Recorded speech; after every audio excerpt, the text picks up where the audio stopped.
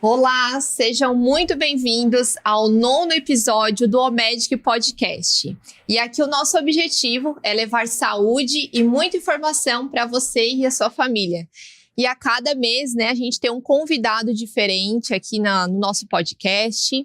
E hoje temos uma convidada muito especial, também da minha parte pessoal, uma grande amiga. Mas antes de eu apresentá-la, gostaria de falar um pouquinho sobre a OMEDIC, já que nós temos aí novos seguidores aqui no nosso canal no YouTube. Então, a OMEDIC, está há 25 anos no mercado. A gente é uma empresa de materiais médicos, ortopédicos e hospitalares. Temos 2 lojas em Criciúma. A nossa matriz fica localizada na Rua Coronel Pedro Benedetti, em frente ao Metropolitan. E a nossa filial, que fica na Rua João Sequinel, em frente ao pronto-socorro do Hospital São José. Então, para quem está aqui novo no nosso canal no YouTube, temos também a nossa rede no Instagram, @omedicsaúde. Lá a gente sempre está atualizando com novidades, produtos, indicações. E eu sou a Laís, sou responsável técnica, sou fisioterapeuta da OMEDIC e lá eu consigo acompanhar também pessoalmente na loja, indicações, tudo para ajudar auxiliando os nossos clientes. E agora, gostaria de apresentar a minha convidada, ela que é uma profissional, além de amiga também, que recebeu agora o novo título, como mamãe da Sofia. Então, aqui a gente vai falar um pouquinho no pós-gestação também, que eu tô voltando. Então, se deixar, a gente tem bastante assunto sobre maternidade, mas a gente tentou dar uma focada aqui. Mas é uma profissional que eu admiro muito, uma amiga muito especial. E gostaria de deixar ela se apresentar. Seja muito bem-vinda ao OMEDIC Podcast. Oi, obrigada.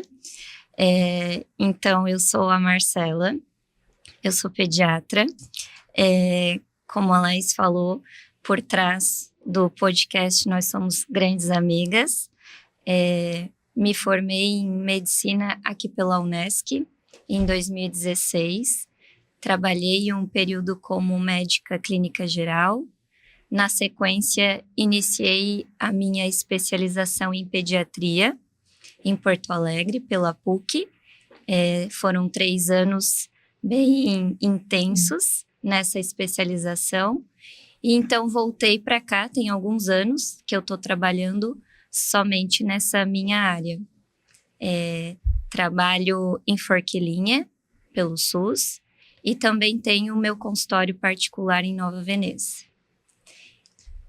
É isso, então, uma correria, eu penso, porque eu trazendo um pouco da minha realidade, Hoje, dividindo o meu tempo com a empresa, dividindo com a maternidade, o tempo passa muito rápido, mas quando a gente volta a trabalhar, voa. Então, acredito que dividir, eu penso assim, poxa, uma pediatra, a gente pensa assim, mas é mais fácil, Ela é pediatra, agora é mãe.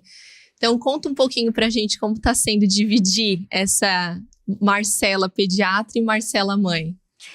Na verdade, não é que fica mais fácil. Tem algumas coisas que, por ser pediatra, eu consigo lidar melhor com a minha bebê, Apresento algum sintoma, eu não vou me desesperar nesse sentido. Mas, por outro lado, quando ela fica doente, a gente já pensa em tudo que pode acontecer, então gera um pouquinho de insegurança nesse sentido. Acho que por saber um pouco mais nessa parte de pediatria mesmo. Até há uns dias atrás ela estava doente, eu comentei contigo.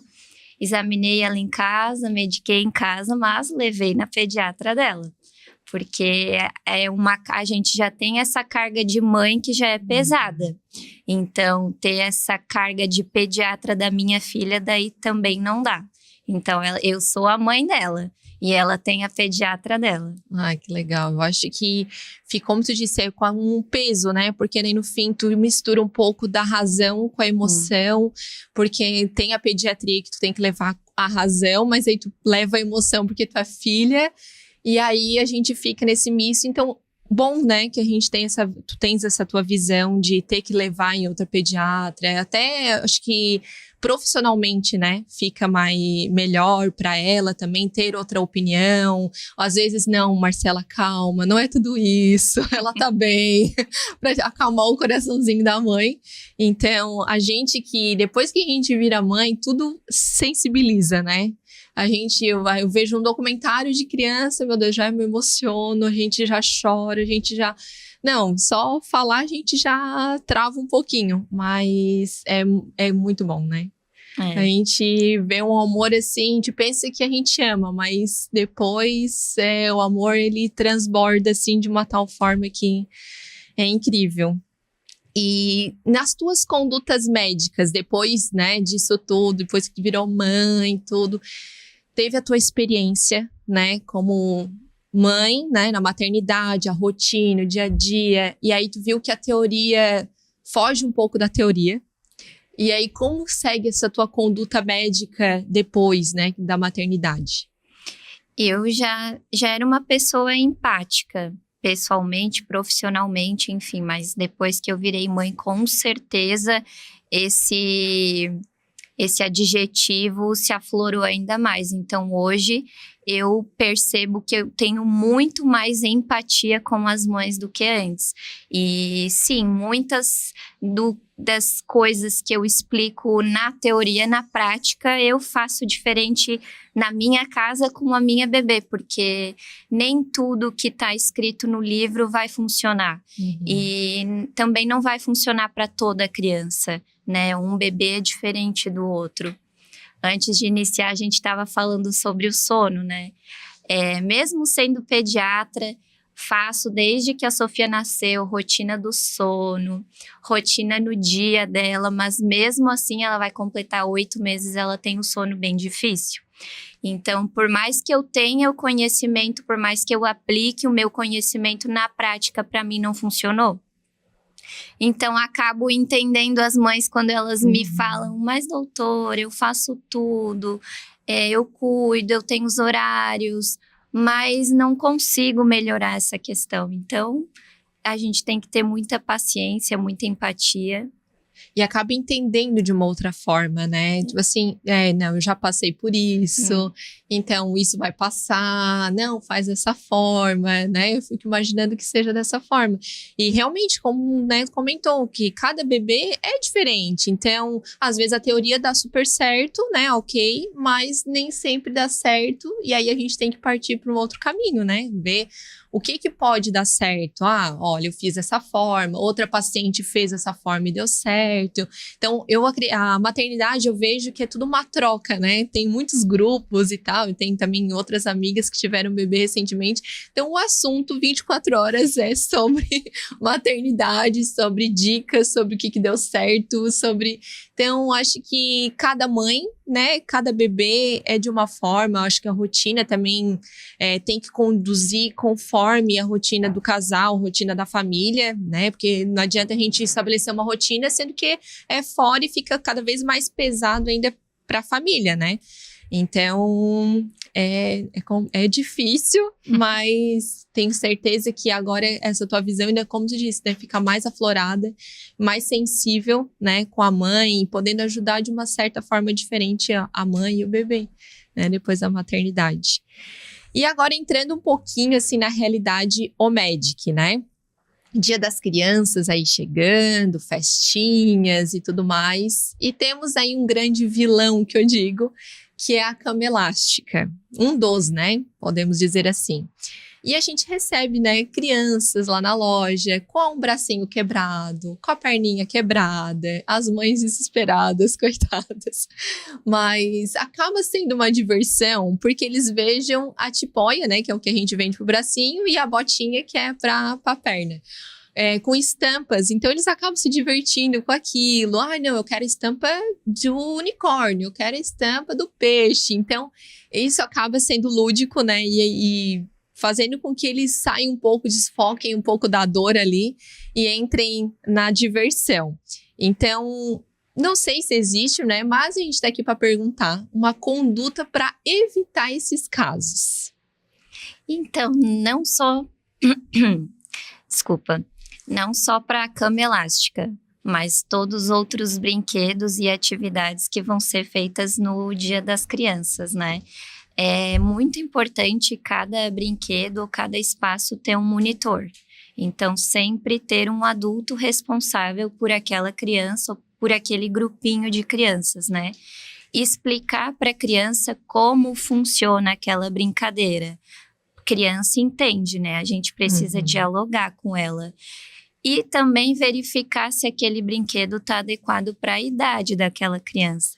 Então, você citou a cama elástica. Nem toda criança vai poder pular na cama elástica, né? Primeiramente, ela tem que ter um equilíbrio do tronco dela, tem que saber caminhar, tem que saber pular. Então, é um brinquedo para criança mais velhinhas, né? Digamos, não vai colocar maiorzinha, não vai colocar um bebê na cama elástica, né?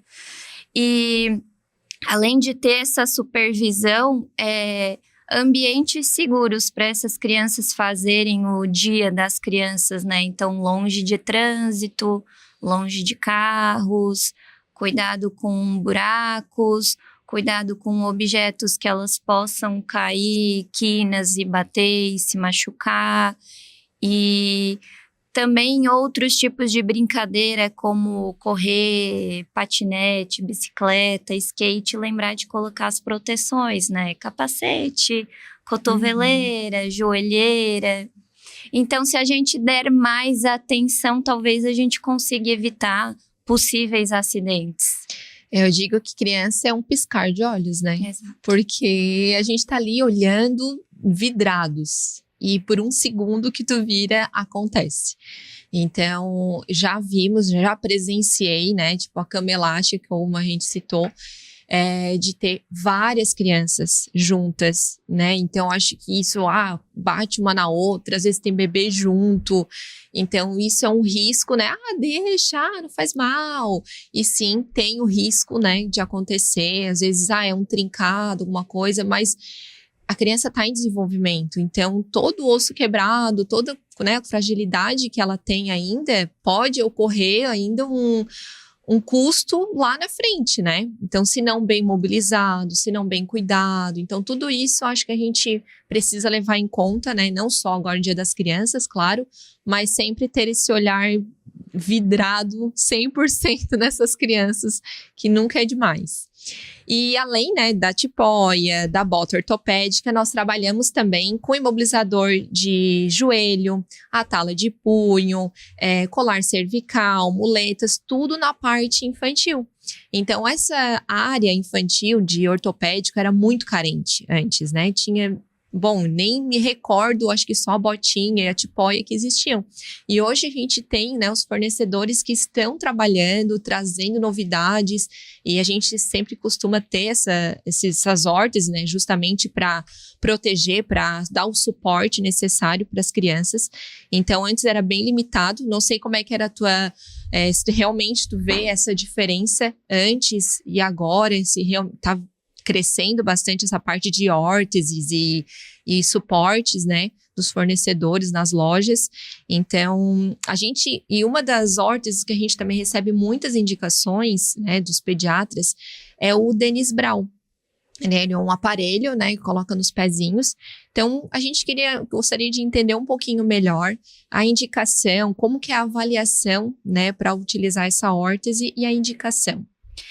Tu falaste dos instrumentos, materiais que vocês recebem, e hoje em dia na região a gente já tem alguns ortopedistas pediátricos, que antigamente era carente nessa área, né? A gente acabava solicitando avaliação para um ortopedista que trata adulto, mas atualmente a gente já tem, acredito que uns 3 aqui na região. Sim. Muito bons por sinal. E falando um pouco dessa órtese, ela é indicada no tratamento do pé torto congênito. Então, esse bebê nasceu com os pés tortinhos, né? E aí, depois de passar talvez por um processo cirúrgico, vem a fase do gesso, que é para deixar os pezinhos na posição correta e imobilizada. Depois da fase do gesso é que a gente indica essa órtese. Então, essa órtese, ela vai ajudar a manter a correção, né? Os pezinhos alinhados de uma forma correta. Como tu falaste, essa órtese são 2 botinhas que ficam presas numa haste de metal e essa haste é ajustável, né? Isso tudo é avaliado por um especialista, então pelo ortopedista. No início, essa botinha vai ser usada em tempo integral, 24 horas por dia. Depois de alguns meses, sendo avaliado periodicamente, o profissional vai começar a reduzir gradualmente o tempo de uso, né? Então, durante o sono, durante as sonecas, enfim, até estabelecer que não é mais necessário. E aí eu vejo também que essa órtese, né, com a medida que o pé vai crescendo, também vai modificando, porque é tudo pela numeração do calçado. Então eu vejo, né, às vezes a evolução de uma bebê, começa a comprar lá com a gente, bebezinha, e aí depois, né, normalmente, dependendo do caso, vai até 1 ano, né? Então a gente vê essa evolução, vê que a bebê já, no fim, já se acostuma, já não liga mais. Então, às vezes, também começa a ficar muito agitada, né? Criança já começa a querer engatinhar, já tem essa dificuldade. Então, eu não sei se também, até uma dúvida que eu tenho, ele tem um atraso depois, assim, para andar por causa dessa órtese, ou será que isso não impede? Depende, pode ter não um atraso em si, mas uma dificuldade, porque essa criança, dependendo do tempo de uso, tem criança que fica mais que meses, mais alguns anos. Então, sim, isso vai prejudicar, de certa forma, a mobilidade, o desenvolvimento dela. Depois de findado esse tratamento, possivelmente ela vai para uma fisioterapia para estimular essa questão. Entendi. E também, né, além dessas órteses também da Dennis Brown, a gente recebe outras indicações que seria a órtese do suspensório de Pavlik. Então, quando que também ele é indicado? E os pais já conseguem ver essa anormalidade, esse diagnóstico já na gestação? Geralmente não. Por quê? O suspensório ele está indicado no tratamento da displasia do desenvolvimento do quadril. Então, é muito difícil a gente diagnosticar intraútero. O que acontece é que durante a gestação tem alguns fatores de risco para essa displasia. Por exemplo, a posição pélvica do bebê. Né? Quando ele não nasce com a cabeça, nasce com os pezinhos. Primeira gestação de gemelares, histórico familiar de displasia do quadril. Então, esses fatores de risco podem te dar uma ideia. Mas o diagnóstico, de fato, é feito depois que o bebê nasce. O pediatra, ainda no primeiro dia de vida, ainda na maternidade, vai fazer o exame físico. E tem um teste que é super fácil, que é muito prático, que é o teste de Barlow e Ortolani, na qual a gente avalia o quadril do bebê para ver se tem alguma alteração. E aí, se tiver alguma alteração no exame físico mesmo do bebê, a gente solicita ultrassom, se for necessário.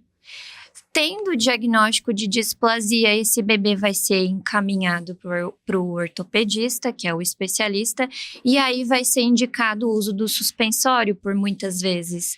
E esse suspensório, como a botinha, também é ajustável, né? Conforme a criança vai crescendo, vai sendo ajustável. E no início também é usado em período integral e depois vai se reduzindo gradualmente. É uma órtese que daí deixa o quadril mais em abdução, assim, né?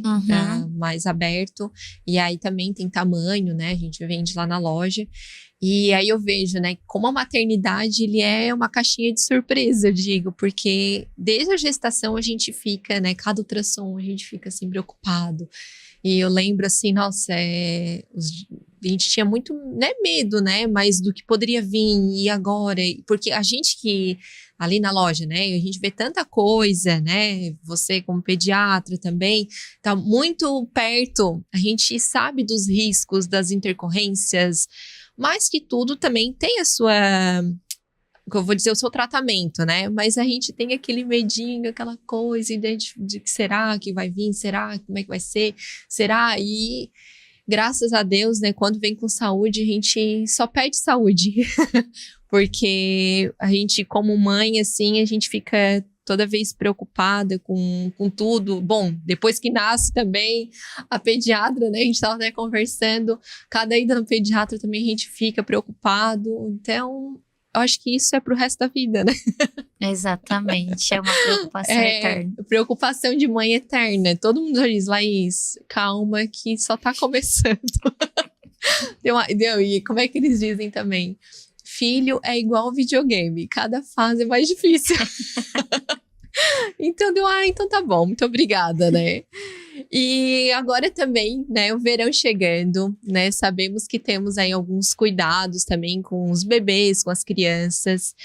Lá na loja nós vendemos muito os bonés e chapéus, né, com proteção solar. Então, é algo que a gente cuida bastante, né? Mas eu sei que tem muitos outros cuidados além disso, né? Além das roupinhas.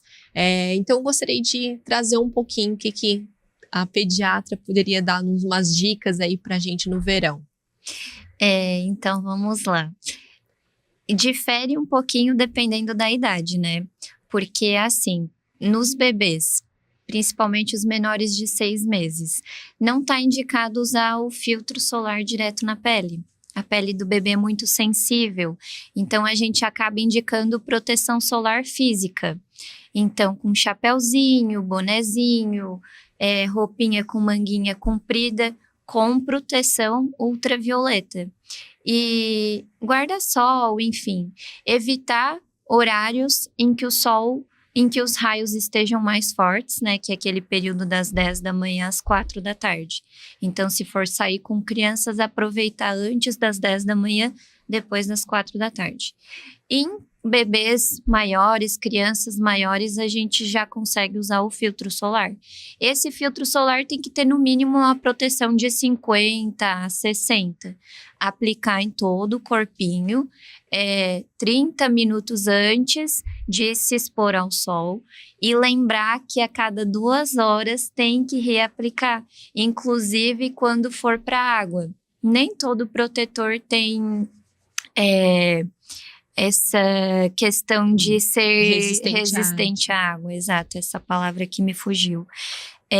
Outra coisa muito importante do verão é a questão de piscina, lago, mar. Então, aí é que tem que ter vigilância constante de um adulto, porque como tu falasse antes, é questão de um piscar de olhos, é onde acontecem os acidentes. Então, usar também o colete salva-vidas. Na Almedic tem colete? Não. É algo que poderia colocar. Mas é que é mais material fisioterápico, né? De proteção, assim, eu acho que mais foge um pouquinho. Mas a gente tem trabalha com primeiros socorros, né? Mas o colete ainda não.